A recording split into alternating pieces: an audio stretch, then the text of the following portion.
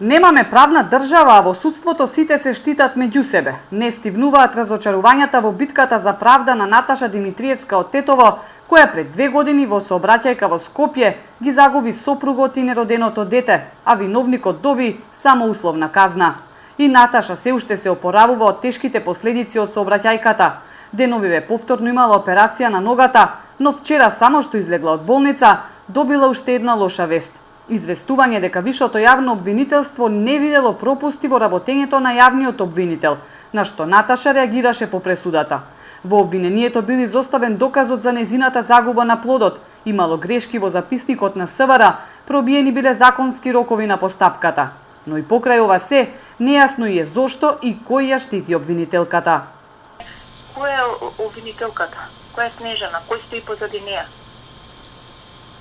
Значи, никој не... Која штити?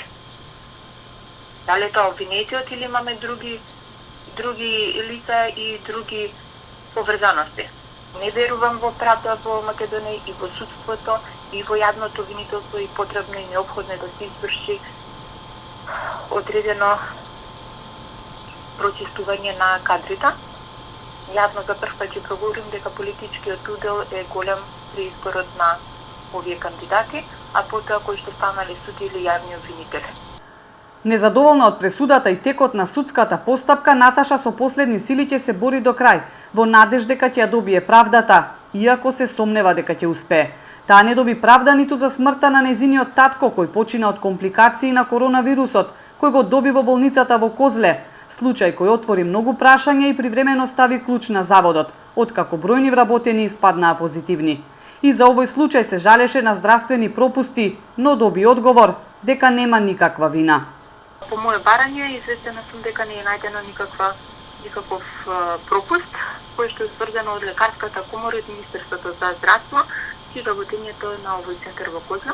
Навистина така моментално го фатил тој вирус, а потоа не го пренеси нас, но не е толку страшно што ние бевме прифатени тој вирус, толку страшно што така не случило. Инаку кобната сообраќајка се случи на 12 октомври 2018 година на булеварот Теодоси Гологанов во Скопје. Наташа со сопругот се возеле на мотор, кога одеднаш джип преминал преку 2 полни линии, вртејќи во забранет правец, пресечувајќи им го патот. Сопругот Гоце загинал на лице место, Наташа го загубила плодот и се уште се бори со тешките телесни повреди.